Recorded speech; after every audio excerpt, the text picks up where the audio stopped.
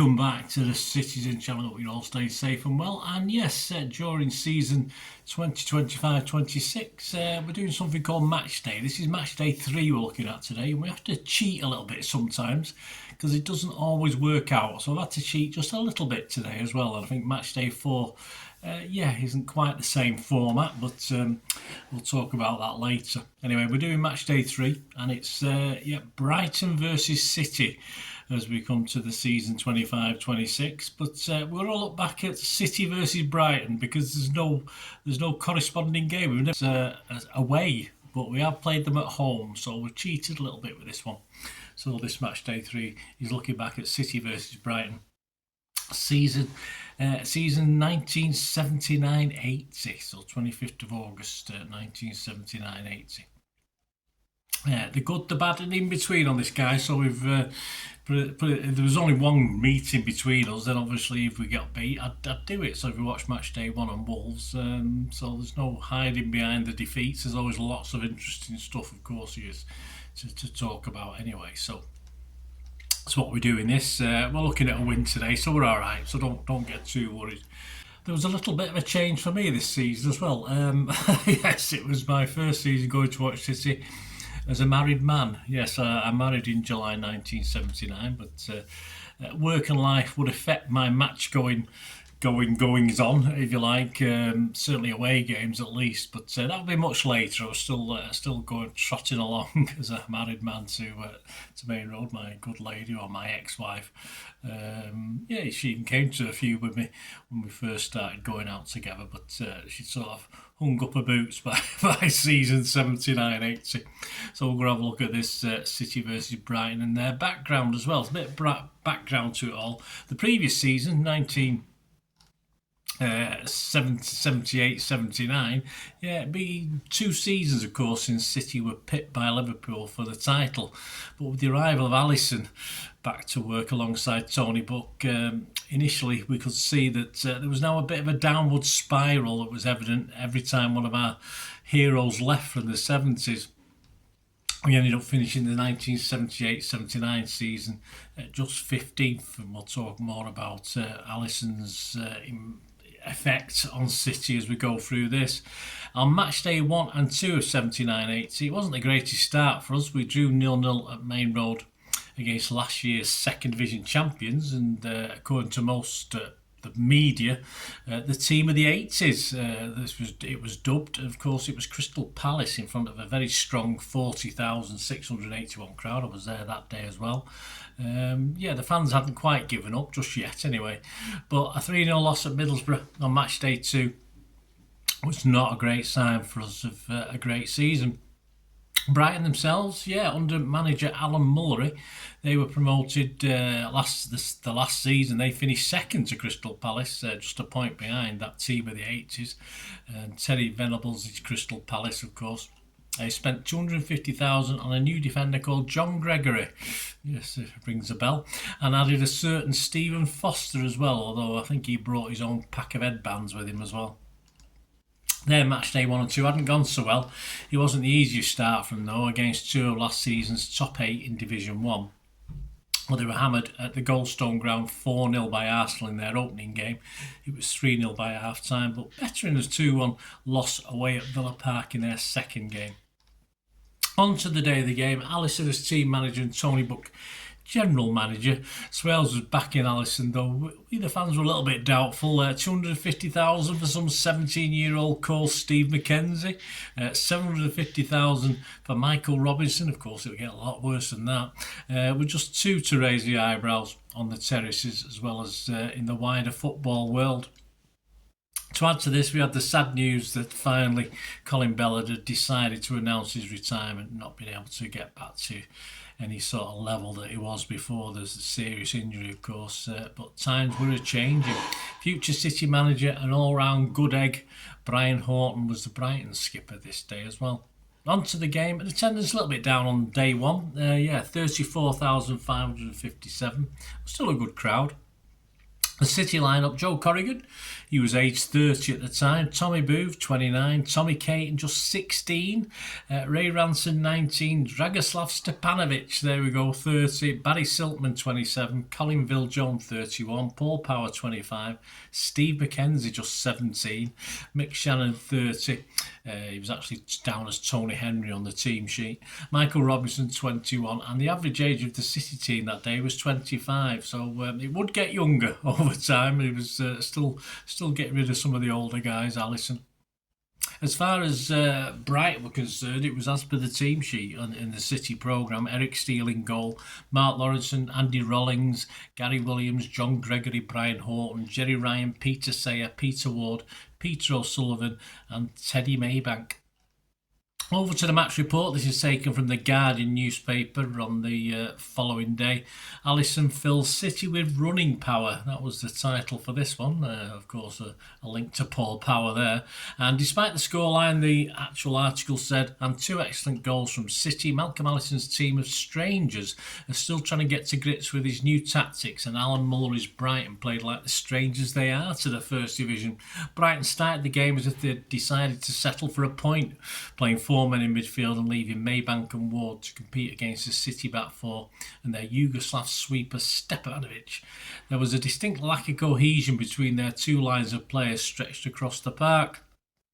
Under the new regime at Main Road, there have been changes behind the scenes as well as in the playing staff. The players' traditional late lie-in on the morning of a game has been abandoned for 8:30am training. There are posture and balance exercises and Don Revy-style dossiers on the opposition. There's also emphasis on what Malcolm Allison calls running power. Yeah, nothing to do with Paul Power then. Enabling players to make surging runs from deep positions to attack. It was from one of these that Paul Power, the left-back, scored City's first goal in the 24th minute. He ran 40 yards into space, collected a well-timed pass from Siltman and ran for another 15 yards past 2 defenders to fire a low-shot past Steele. In their first real attack in the 34th minute, Brighton's 2 best players, Ward and Maybank, combined to equalise.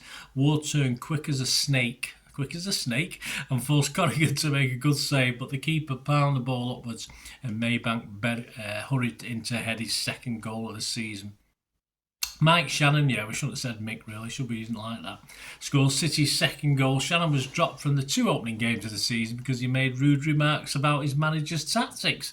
In midweek he turned down an opportunity to become player manager of Blackpool, and on Saturday he spent the afternoon turning against the Brighton back four. Just on half time we had another example of City's attacking from the deep when Shannon sent Siltman away down the left. The midfielder player outdistanced Horton and cut the ball back for Shannon to score from the edge of the area. Another of Allison's innovations is that his team going to the gym at half time. No half time oxo for our lads, and keep on jogging. It was all too much for Paul Clark, the Brighton substitute, who came on at half time in place of Rollings. The centre half who went off with a sore hip. In City's first attack, Clark fouled Ranson and Robinson scored from the penalty spot on 48 minutes. The game should have been won there and then, but there was a couple of late scares for City. This is me now. The match report ended at that 48 minutes. As Corrigan saved a Brian Horton penalty late in the game, and with 2 minutes of normal time remaining, Peter Ward made it 3-2. But fortunately, City held on for the first win of the season, and Brighton remained 3 losses in 3 losses. Aftermath, it will get better for Brighton, not so much for us. In the rematch, we had to wait till December the 29th, and Brighton gained swift revenge with Nobs on the following December, hammering us 4-1 at their place in front of a crowd of 28,093, mostly happy fans at that one. Were you there as a City fan? For Brighton, Clark scored in the very first minute to set things off nicely for them and not for us. Ward got a second on 27 and Clark scored again on 33 minutes. Stuart Lee pulled one back a few minutes before half time, but in the second half they took more or less control of the game and Ryan made it 4-1 on 75 minutes to seal the victory. To rub salt in the wounds, Brighton also finished the season above us, in the table, 16th. We were 1 spot below in 17th. Both teams got 37 points, but the Seagulls with the better goal difference, -10 against our -23. So we were leaking goals for fun. So there you go, guys. It wasn't great, was it? But well done, Brighton. Hope you enjoyed this match day 3, City versus Brighton. A bit of a cheat, as I said. We were hoping to get a Brighton versus City game, but we got a City versus Brighton game, of course, from 79-80. Next time, I love a little bit of a cheat. I've had to redo the format a little bit because there's no match reports. We played United 3 times, and this is our next match day 4, of course, is City versus United. We played them 3 times as match day 4 at home, but they've all been quite a long time ago. So we'll chat about the scores.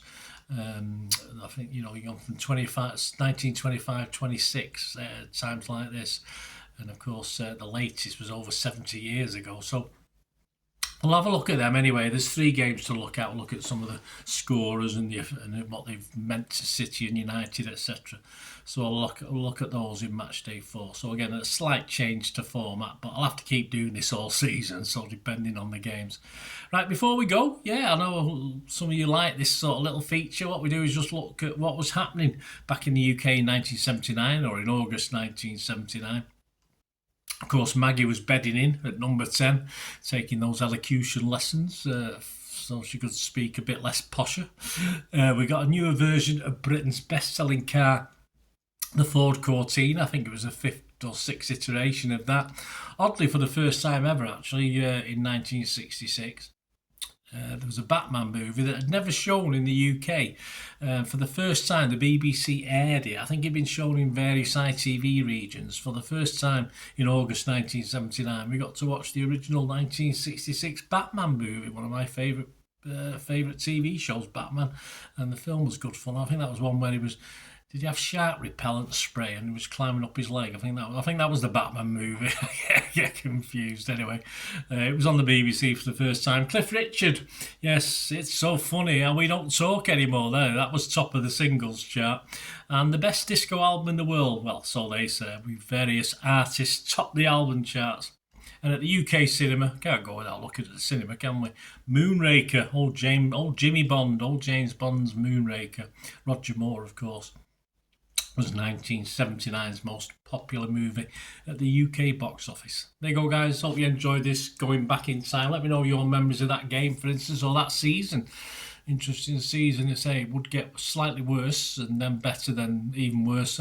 So, but that was City at that time, wasn't it? Hope you enjoy this little look back anyway. And please, if you do like what I do, please push those buttons. And of course, if you can support the channel in any way, that's always very welcome as well. Or you want to get in touch through my socials or follow me on my socials to find out how to do this, just keep watching and listening.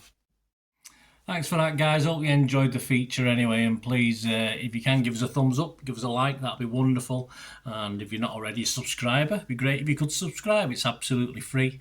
Also, check out all my social media links. They'll be in the description and comments below if you want to follow me on TikTok, Instagram, X, Facebook. We can chat on there and do all things City, of course. Also, if you're into film and TV, don't forget a lot of this channel is film and TV stuff. I love me film and TV like I do City. So if you're into that, have a look. Or if you know someone who might not be that bothered about the football but likes film and TV, give them a kick in my direction. I'll be very grateful.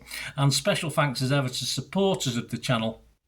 Piat6505, they've got a little eBay shop selling film and TV memorabilia mainly, including books, magazines, posters, lots of posters, and they do have some City stuff as well that they've purloined off me over time, so there'll be a few bits and pieces, probably more going on as well. So have a look at Piat6505 on eBay. And yes, if you do go onto eBay, and if you're a member, we do have memberships, 99p a month. You get early access to all my vlogs, so as soon as I do them, you get them.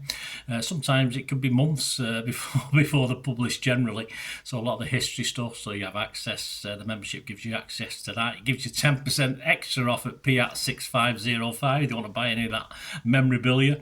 That's all that you can actually gain that from being a member. And support the channel. That's a great way of supporting the channel, of course, like watching the ads on the original thing that you've seen now, my original feature. That'd be fantastic. So yeah, also before we go, podcasts. If you like your podcasts, I do a podcast with Mike Long in South Korea. It's called Bolt from the Blue in our 8th season. Yeah, we've had some good fun on there. We're trying to have a bit of humour, generally look at City's games as and when we play them, have a look back. So please check out that. It's on Soundcloud, Spotify, all good places you get your podcasts from. There you go, guys. Thanks for watching. Hope you enjoyed everything about this feature, and you didn't mind me asking you about this at the end. And please, all I ever ask for you is to stay safe, everyone, especially you Blues.